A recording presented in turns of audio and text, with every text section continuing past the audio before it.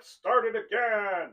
A, B, A, B, C, A, B, C, D, E, F, G, A, B, C, D, E, F, G, H, I like English. Hi, howdy, y'all. This is the second part of an ongoing lecture about what I am calling settler alienation syndrome. And I got to explain this quickly because I mess around too much when I make these videos. I'm going to do it. Go straight to it.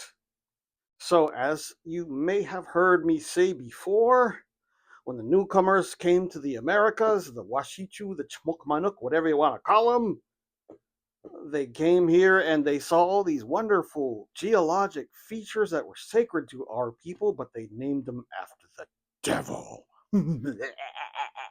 What's up with that?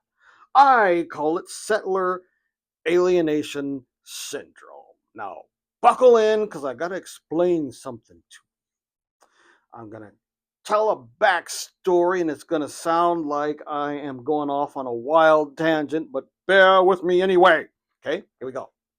Way back before you guys were born, probably in the 1980s, I was a lowly undergraduate student, fresh out of the military, went back to college at University of California at Santa Barbara, UCSB Gauchos, yay! UCSB, the University of Children and Spoiled Brats.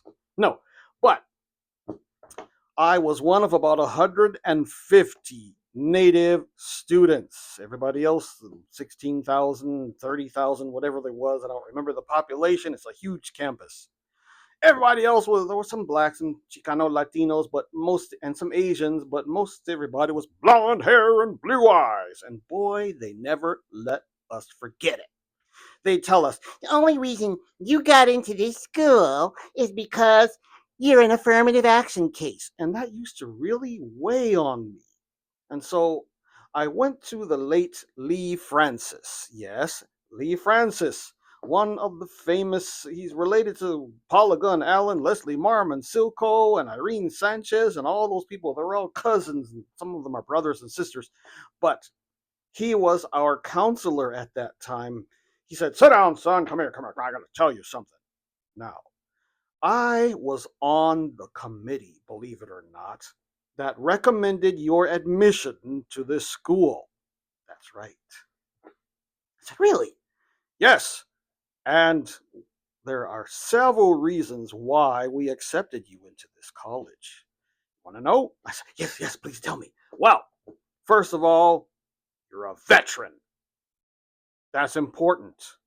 Often overlooked. You served our country honorably. Another reason, you took all the exams, the SAT test, the ACT test, and everything, even though you were not really required to, you went and took them, and you showed up early, and you did okay on the test, you do just fine. But the main reason we accepted you into this college is because of the essay you wrote. Some colleges and universities, they require students, undergrads, to write an essay about why they want to be admitted, you see. And the essay I wrote, and again, I apologize for all the me, I stuff, but you got to keep this in mind. This is going to relate to you as well, because you may travel down the same road that I have. This is, Lee Francis said you wrote a dang good essay. Everybody else was going on about how they were the captain of the cheerleader team and how they played football in high school. And look at me, I'm so cute. But you talked about career goals and aspirations and why you believe UCSB will be proud to have you as one of its graduates. That's why we let you in. So that kind of shined my halo. Now, fast forward a couple semester or two later, old man Singingeagle, who was probably like 21 years old at the time, took a class called Literature and the Environment. Remember, only native student in the class. And Professor Della Bornstein said, "Okay, class, what I want you to do now is to take out a piece of paper, grab a pen, and write down everything that comes to mind when you think of the word forest. So we all went scribble, scribble, scribble, scribble, scribble, and we scribbled away. And then, okay, time's up. Let's share what we've written. So we got people, forest. Remember, that's the key word. What pops into your head when you think of the word forest? People wrote scary, monster, ooh, spooky, ooh, devils, ooh. And old Singingeagle was the last person to speak. I wrote peace, beauty, greenery, and then right in the center of it all, I wrote home, HOME. And that freaked everybody out. So this relates to item 3 of today's lesson plan, where it says back to the devils. Why many natives object to the term devil's tower or any other sacred place that the Chmokmanuk call devil. Devil's Bathtub, Devil's Canyon, Devil's Den, Devil's Eye, Devil's Falls, Devil's Golf Course, Devil's Head, Devil's Icebox, Devil's Jaw. I could go on and on and on and on, but you get the picture. And I believe, as I just said, that it is rooted in fear. I call it settler alienation syndrome.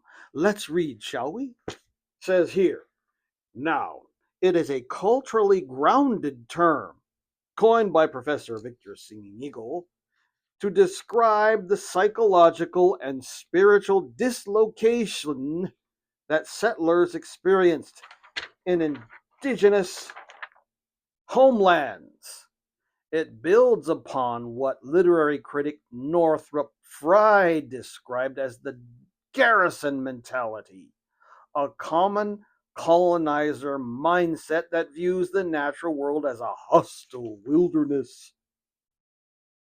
Driven by ontological dislocation, that is, feeling like an alien in the land, and epistemic anxiety, settlers built metaphorical walls through colonial toponymy.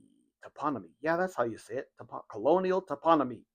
By labeling sacred sites with the devil names, such as Devil's Tower, they engaged in linguistic imperialism, projecting their own fear of the unknown onto the landscape and effectively erasing original indigenous names and spiritual connections.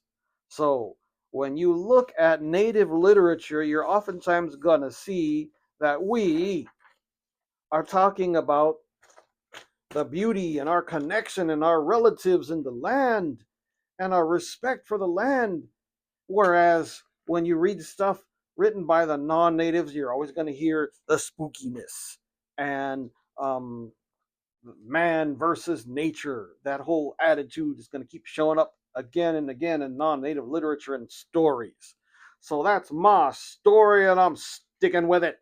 So this is enough for now. I'll make another video that I'll probably read from my old buddy Tiffany Midge. I got books and books and books from Tiffany Midge, and whoo man, there's also a little video where I talk about.